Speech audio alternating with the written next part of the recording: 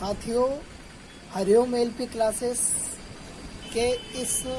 Digital platform पर आपका हार्दिक स्वागत एवं अभिनंदन है।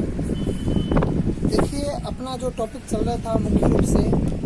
टॉपिक चल रहा था अपने साइबर सुरक्षा के अंतर्गत। देखिए, पहले अपन ने कुछ जानकारी ली थी विषय अनुसार कुछ टॉपिक के बारे में, जिसके अनुसार अपन ने कुछ बेस बनाया था। और आज अपन बातचीत करेंगे सूचना प्रौद्योगिकी अधिनियम यानी कि इंफॉर्मेशन टेक्नोलॉजी एक्ट के तहत जो अधिनियम जारी किया गया है। और कल मैंने आपको बताया था कि प्रत्येक कार्य के पीछे कुछ न कुछ रूप से एक एक्ट होता है, एक अधिनियम होता है, एक कानून होता है, उसके तहत हमें कार्य करना होता है। तो उसी के दरमियान आज हम बातचीत करेंगे एक्ट के तहत, जिसमें देखिए आप सभी को पता होगा सूचना प्रौद्योगिकी जो अधिनियम है वो बहुत ही जो है पुराने कानूनों को बदलने का प्रयास और साइबर जैसे अपराधों से निपटने के लिए बनाया गया है। जिसमें सबसे इम्पोर्टेंट बात आती है कि क्या उस कानून के लिए हमें कितना प्रयासरत होना पड़ता है, प्रथम दृष्टि तो वो, और दूसरी अपने आती है कि उसके लिए क्या वैधता, क्या उसको लागूकरण, उसके अंतर्गत कौन कौन से आते हैं, अगर कोई काम कौन सा करते हैं तब हमें इसके लिए अपराध घोषित किया जाता है। तो सारी की सारी बातों को ध्यान में रखते हुए इसके लिए अपन को वर्णन करना है और इसके बारे में विशेष रूप से बातचीत करने के लिए आज हम आपके साथ में उपस्थित हो रहे हैं। देखिए, सबसे पहले एक बिल्कुल बेसिक रूप से मैं बताना चाहूँगा, यदि कोई भी व्यक्ति क्राइम करता है तो उस क्राइम के तहत एक निश्चित होती है और उस निश्चित सीमा के अंतर्गत उसे सज़ा मिलती है। और सज़ा के प्रकार अनेक रूप से अलग अलग हो सकते हैं, जिसमें चाहे वो किसी भी प्रकार का गुनाह गया तो उसके लिए एक दायरा निश्चित होता है। अब देखिए, साइबर अपराधों से निपटने के लिए बहुत सारे तरीके होते हैं कि जिसके अंतर्गत अभी जो चल रहा है वो चल रहा है ठगी। साइबर कंप्यूटर पर बैठे हो आप और कुछ इस प्रकार के ऐप है जो लोगों ने इंस्टॉल कर रखे हैं, उसके दरमियान सारी की सारी जानकारी है वो उस हैकर के पास में चली जाती है। और वो हैकर क्या करता है, उस जानकारी के दरमियान आपसे कुछ छोटी बड़ी बातें पूछ लेता है और पूछने के बाद में आपको लगता है कि हाँ ये बैंक का आदमी है, और आप उसे जो है बातों बातों में अपनी सारी जानकारी दे बैठते हैं। और उस जानकारी के दरमियान आपके पास में एक सबसे इम्पोर्टेंट है कि आपकी जो भी निजी जानकारी है, मतलब पर्सनल जानकारी है, वो उसके पास चली जाती है। और उसके दरमियान आपको एक समय होता है जिसके दरमियान आपको बहुत ही नुकसान उठाना पड़ता है, वो आपके इसके अंदर। देखिए, केवल उसी स्थिति में कि पूरी जानकारी इलेक्ट्रॉनिक रिकॉर्ड के रूप के अंतर्गत इस अधिनियम को स्वीकार करते हैं। मतलब जो ऑनलाइन ठगी हुई है उसके माध्यम से आईटी इंफॉर्मेशन मतलब इंफॉर्मेशन सूचना प्रौद्योगिकी का जो है स्थापना किया गया। सूचना प्रौद्योगिकी की जो अधिनियम है 2000 के अंतर्गत, उसमें सबसे मुख्य रूप से है कि केवल उसी स्थिति में है कि पूरी जानकारी इलेक्ट्रॉनिक रूप से और उसको और अधिक सशक्त बनाने के लिए सरकारी दस्तावेजों के प्रतिधारण, सरकारी विभागों को सशक्त बनाने का प्रयास, ये सारा का सारा जो होता है उसी के अंतर्गत। तो इस अधिनियम में इलेक्ट्रॉनिक रिकॉर्डिंग की उत्पत्ति एवं प्रमाणीकरण डिजिटल हस्ताक्षर के माध्यम से एक कानूनी ढांचे का प्रस्ताव प्रस्तुत किया जाता है। और उसके अंतर्गत सारे जो प्रावधान होते हैं अपने निर्धारित तथ्यों के अंतर्गत लेने पड़ते हैं और उसी के अकॉर्डिंग पूरा का पूरा जो होता है आपके कार्य होता है। हमें ये बात ध्यान रखनी चाहिए कि किस प्रकार से अपन ऑनलाइन कार्य कर रहे हैं, किस प्रकार के ऑनलाइन ट्रांजेक्शन कर रहे हैं। क्या पता ऐसा नहीं हो कि आपका नेट स्लो और आप अगर ऑनलाइन ट्रांजेक्शन कर रहे हैं तो आपकी प्रॉब्लम आएगी। अगर आपका नेट स्लो नहीं है और अगर आपके पेमेंट इनवॉइस अगर पेमेंट का लफड़ा है, यानी कि पेमेंट आपके नहीं है और अगर आप उसको पेमेंट कर रहे हैं तो आपका पेमेंट फेल्ड बता देगा। और फेल्ड बताने के पीछे फिर आपको क्या है, बहुत सारी रामायण वगैरह होती है, उसको पूरा आपको लगाना पड़ता है, बहुत सारी समस्या होती है। तो देखिए कोई ना कोई चीज़ के अगर फायदे होते हैं तो उसके पीछे आपको नुकसान भी होते हैं। तो हमें पूरा का पूरा प्रॉपर लेकर के आपको चलना है और हमें इन सब से बचने के लिए एक ही काम करना, ऑनलाइन ट्रांजेक्शन जितना हो सके करो, लेकिन उस हद तक करना है और अपनी निजी जानकारी को अपने आप के अंतर्गत सुरक्षित रखना, न कि किसी को देना है। और जो बिल्कुल छोटी छोटी सूचनाएं होती है उनको पढ़ने के बाद में कोई ना कोई निर्णय लेना चाहिए, उससे पहले निर्णय आपको नहीं लेना चाहिए। तो देखिए सबसे पहले कुछ मैं आपको प्रावधान बता देता हूँ इसके अंतर्गत क्या क्या है। तो अपन आज बातचीत करेंगे केवल जो 5 से 6 प्रावधान है उसके बारे में अपन छोटी सी एक बातचीत करते हैं। देखिए सबसे पहला जो प्रावधान है कि क्या है इसके अंतर्गत कि देखिए कोई एक जो ग्राहक होता है उस ग्राहक के अंतर्गत क्या होता है कि अपने जो डिजिटल हस्ताक्षर होता है उसको जोड़ करके इलेक्ट्रॉनिक रिकॉर्ड जो है प्रभावित करता है और उस इलेक्ट्रॉनिक रिकॉर्ड होता है प्रमाणित कर सकता है। यदि कोई ग्राहक सार्वजनिक पूंजी के प्रयोग से भी इलेक्ट्रॉनिक रिकॉर्ड को जो है प्रमाणित या सत्यापित कर सकता है। पहले जो सिग्नेचर होते थे वो क्या होते थे, बिल्कुल एक बेसिक रूप से एक कागज़ के ऊपर होते थे, लेकिन आजकल जो भी प्रमाण पत्र जारी कर रहे हैं, चाहे वो किसी भी प्रकार से वो प्रमाण पत्र जारी कर रहे हैं या फिर कोई अटेस्टेड वगैरह कर रहे हैं या फिर कोई सत्यापन का जो कार्य हो रहा है ऑनलाइन हो रहा है, वो सारे के सारे जिसके अंदर अपन को क्या चाहिए, अपन को एक डिजिटल सर्टिफिकेट चाहिए और उस डिजिटल सर्टिफिकेट के ऊपर भी आपको जो डिजिटल आपको सिग्नेचर चाहिए। अगर वो सिग्नेचर नहीं होते हैं तो आपका कार्य पूरा का पूरा क्या हो जाता है, ठप हो जाता है। तो हमें उसको जो है ज़्यादा रूप से समझना चाहिए। दूसरा आपकी कि इसके अंतर्गत इलेक्ट्रॉनिक गवर्नेंस के बारे में एक डिजिटल हस्ताक्षर की जो है मान्यता दी गई है। कैसे, जैसे कि इलेक्ट्रॉनिक गवर्नेंस मैं आपको बताना चाहूँगा कि जो फाइनेंस के होते हैं, जो भी गवर्नमेंट के फाइनेंस डिपार्टमेंट होते हैं, मतलब वित्त विभाग होते हैं, उसके अंदर जो भी कार्य होता है वो ओनली प्रॉपर वे के अंदर जिसे कहा जाए डिजिटली होता है, पूरा का पूरा जो है ऑनलाइन होता है। अगर वो वहाँ पर सर्वर के अंदर कोई दिक्कत है तो पूरा जो डाटा है आपका इसके लिए एक विशेष रूप से जो है मैनेजमेंट की व्यवस्था होती है, उस मैनेजर को नियुक्त किया जाता है और उस मैनेजर के नियुक्त करने के बाद में आपका पूरा जो कार्य होता है वो आपके ऑनलाइन होता है। फिर है आपके सबसे इम्पोर्टेंट, इसके लिए जो है आपको जो विनिमय का जो प्रमाण पत्र आपको देना पड़ता है, विनिमय का जो प्रमाण पत्र होता है वो आपके लिए सबसे इम्पोर्टेंट होता है। इसके अंतर्गत क्या होता है, विनिमय के प्रमाण पत्र अधिकारियों को प्रमाण पत्र के लिए एक योजना देता है और उसके अंतर्गत उस योजना के अंतर्गत क्या होता है कि नियंत्रण की जो परिकल्पना होती है, उस परिकल्पना के प्रारूप और परिकल्पना को पूर्ण करने के लिए अधिकारी को और गतिविधियों की निगरानी की रखता है, गतिविधियों को निगरानी रखता है और उस निगरानी रखने का काम जो करता है, क्योंकि प्रमाण पत्र प्राधिकारियों पर शासन करने वाले मानकों तथा शर्तों को भी और अधिक डिजिटल हस्ताक्षर प्रमाण पत्र करने के लिए और उसी के साथ साथ सामग्री के रूप के अंतर्गत एक निर्दिष्ट प्राधिकारी होता है और उस प्राधिकारी के अंतर्गत ही आपको पूरा काम करना पड़ता है और उस प्राधिकारी के अंतर्गत अधिनियम में विदेशी अधिकारी को पहुँचाने की आवश्यकता को मान्यता देता है। विदेशी जो अधिकारी होता है उसको पूर्ण रूप से मान्यता देता है और उस मान्यता के अंतर्गत सबसे इम्पोर्टेंट बात है कि डिजिटल हस्ताक्षर प्रमाण पत्र की जानकारी देता है और उस डिजिटल हस्ताक्षर प्रमाण पत्र के अंतर्गत सबसे नीचे एक कोड दिया हुआ होता है और उस कोड के दरमियान उस कोड को जैसे ही उस फाइल से अटैच किया जाता है तो पता लग जाता है कि इसको जो अटेस्टेड या प्रमाणीकरण करने के लिए इन्होंने इसको ऑथराइज किया है, ये ऐसा मानना होता है। क्योंकि जो सारा का सारा जो होता है वो उस प्रारंभिक रूप के तौर पर और उस प्रारंभिक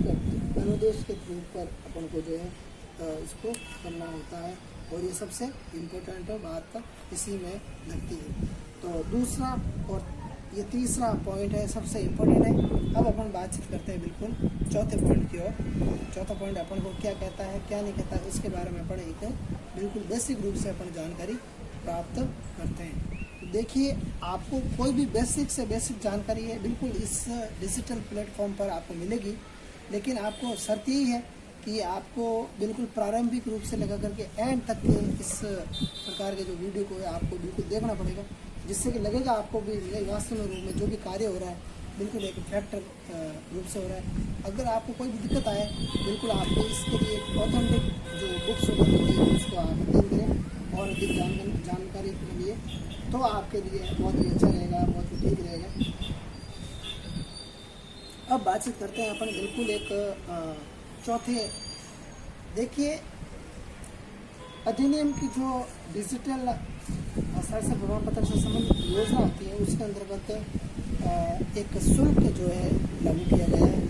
कि इस अटेस्टेड के लिए या इस प्रमाणीकरण के लिए आपको ये शुल्क देना पड़ेगा। जैसे ये ऑथराइज होता है तो उस ऑथराइज के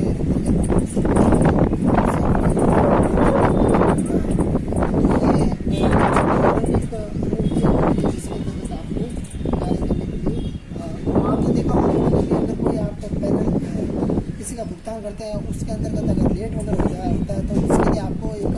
अतिरिक्त शुल्क और इसके साथ साथ एक पेनल्टी भी देनी पड़ती है। और उस पेनल्टी से बचने के लिए आपको एक काम करना होगा। उस पेनल्टी से बचने के लिए आपको हमेशा एक अलग से प्रारंभिक एक खाका तैयार करना होता है, एक प्रारंभिक रूप तैयार करना होता है। उस प्रारंभिक रूप के तहत ही आपको सारे जो है दस्तावेज हमेशा इसके अंतर्गत लगते हैं और उसी के अनुसार कार्य करना। देखिए कि अधिनियम का 9वां अध्याय पेनल्टी, दंड, जुर्माना और विभिन्न प्रकार के अपराधों के लिए अधिनियम कानून के बारे में विवरण देता है। प्रभावित व्यक्तियों को हुए निजी नुकसान तथा कंप्यूटर प्रणाली आदि के नुकसान के लिए क्षतिपूर्ति के रूप में जो है आपने देखा होगा कि कभी कभी आप देखते हैं न्यूज़ के अंदर भी 1-1 करोड़ रुपए का जो जुर्माना लगता है और ये तय किया जाता है। और उस जुर्माने के तहत अधिनियम अधिकारी नियुक्ति के बारे में कहता है, जिससे वह अधिकारी किसी भी व्यक्ति द्वारा किसी अन्य प्रावधानों का उल्लेख उसके अंतर्गत करता है। और उन प्रावधानों के उल्लेख से क्या होता है, हमें पता लग जाता है कि वास्तविकता रूप के अंतर्गत वह अधिकारी बिल्कुल निर्णय लेने में सक्षम है या नहीं। और ये अधिकारी भारत सरकार द्वारा सक्षम अधिकारी होगा और बिल्कुल सक्षम अधिकारी होगा और वो सक्षम अधिकारी ही उस निर्णय को बिल्कुल लेगा। और वो निर्णय अधिकारी एक नागरिक के रूप के अंदर न्यायालय का अधिकार दिया हुआ होता है और उस व्यक्ति को बिल्कुल वो मान्यता होती है कि वह जो निर्णय लेता है वो अंतिम रूप से फाइनल होता है। छठा, अधिनियम का जो 10वां अध्याय है, 10th जो लेसन है, 10th टॉपिक है, वो क्या कहता है आपके कि जो साइबर का जो रूल्स और रेगुलेशन होता है, साइबर रेगुलेशन और अपीलेट जो ट्रिब्यूनल होता है, उस ट्रिब्यूनल की स्थापना के बारे में विवरण देता है। और उस विवरण के अंतर्गत आपको निर्णय अधिकारियों द्वारा जो पारित आदेश होता है, पारित आदेश वो बिल्कुल विरुद्ध जो है उसके अपील की जाएगी, मतलब ऐसा मानना इसके अंतर्गत होता है। और ये आपने देखे थे अभी तक के जो मुख्य प्रावधान है उसके बारे में। अब अपन बातचीत करते हैं कि इसके उद्देश्य क्या है और अपन को किन उद्देश्यों के रूप के अंतर्गत अपन को आगे इसके अंतर्गत चलने की मुख्य रूप से आवश्यकता होती है। तो अपन बातचीत करते हैं उद्देश्यों के बारे में। देखिए, अधिनियम के उद्देश्य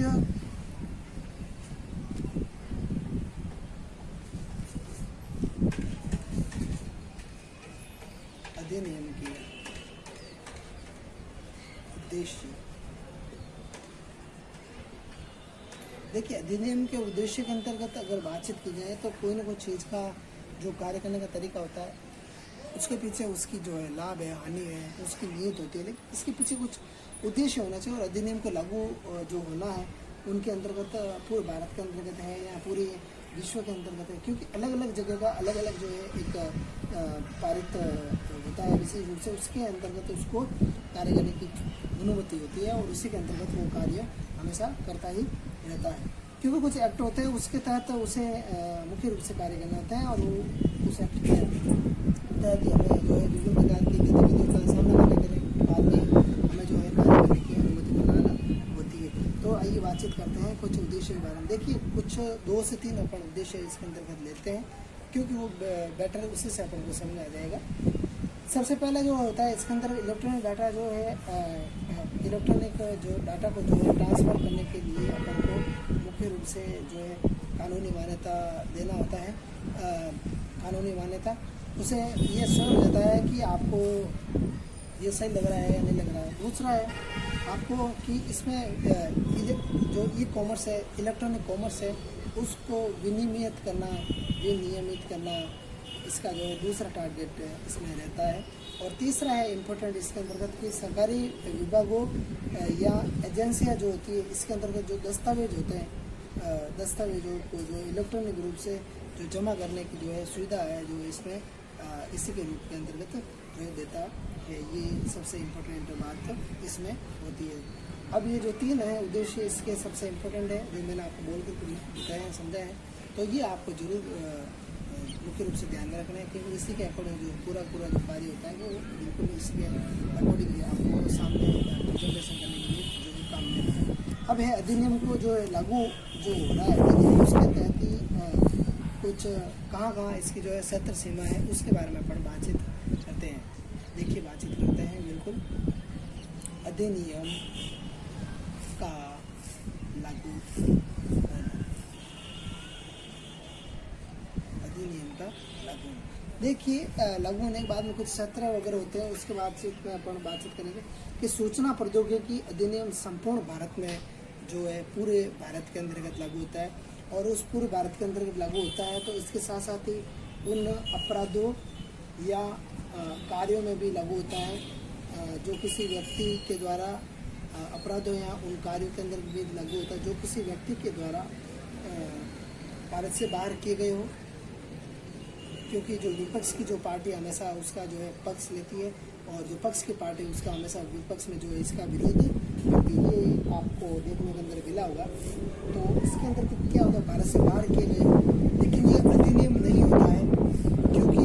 क्यों नहीं होता है, क्योंकि इसके अंदर कुछ पहले से जो है फिक्सेशन किया गया होता है, तो उसके तहत हमें कार्य करना होता है। देखिए इसके अंदर क्या है, सबसे पहला है परक्राम्य लिखित, मतलब जो लिखा गया है उसके रूप के अंदर। दूसरा है आपके power of attorney, power of मतलब कार्य करने का जो है पूरा पावर किसको दिया गया है वो है। तीसरा है ट्रस्ट जो होती है, उसके अंतर्गत बहुत सारे अध्यक्ष होते हैं और किसके नाम से क्या है या पूरा कार्य करने का जो पावर किसको दे रखा है उसके लिए होता है। चौथा और इम्पोर्टेंट है कि वसीयत जो होती है, वसीयतनामा किसके नाम से का बना हुआ, उसके अंदर किस किसने जो है रिपोर्टिंग की है, या फिर उसके अंदर जो है किस किसने उसका जो है सपोर्ट किया, किस किसने उसकी जो है गवाही दी है, तो वो इसके अंतर्गत इम्पोर्टेंट होता है। पाँचवा है कि आपके साथ अचल जो संपत्तियाँ हैं, आपकी जो असल संपत्तियाँ हैं, उसके अंतर्गत आपके जो अनुबंध क्या आपने कितने साल के लिए उसके बीच में कॉन्ट्रीब्यूशन किया हुआ है, कितने साल का उसके अंदर अनुबंध किया हुआ है, और उसके साथ साथ जो बिक्री और उसी के साथ साथ जो दस्तावेज वगैरह उसकी क्या क्या उपयोग करने की सुविधा, ये पूरा का पूरा जो है उसके अंदर। छठा और सबसे इम्पोर्टेंट है कि जो संघीय सरकार होती है, जो संघ की जो सरकार होती है, संघीय सरकार द्वारा सूचित अन्य प्रकार के जो दस्तावेज होते हैं उसके अंतर्गत और जो लेन देन होते हैं उसके अंतर्गत जो है कार्य करना होता है, वो उसके अंतर्गत बेटर इसी के अंतर्गत होता है। तो ये आपने देखा कि सूचना प्रौद्योगिकी अधिनियम क्या क्या है, कौन कौन से इसके अंतर्गत धारा, नियम और दंड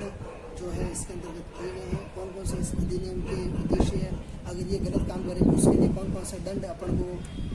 भुगतने पड़ेंगे, या फिर कौन कौन से अपने ऊपर जो अधिकार होंगे, कौन कौन से इसके अंतर्गत प्राधिकारी निर्दिष्ट किए गए हैं, प्रमाण पत्र की वैधता, प्रमाण पत्र की जो है प्रदर्शित करने का तरीका, ये सारा का सारा जो है आपको जो है इस अधिनियम के अंतर्गत लागू होने वाले जो नियम, इसका जो सत्र क्या है, इसके जो उद्देश्य क्या क्या है, वो सारे के सारे जो है इसके अंदर आप उनको देखने के लिए निर्दिष्ट तो होते हैं, और वो कार्य हमें समय समय पर पूरे करने होते हैं, और उसी के अकॉर्डिंग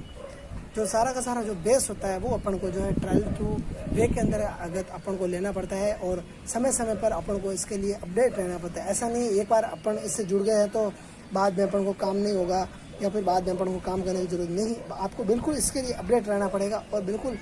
अकॉर्डिंग टू टाइम आपको इसके लिए समयबद्ध और कार्य करना पड़ेगा। तो देखिए साथियों, आज आपने जो अध्ययन किया है वो IT एक्ट सूचना प्रौद्योगिकी अधिनियम 2000 के तहत अध्ययन किया।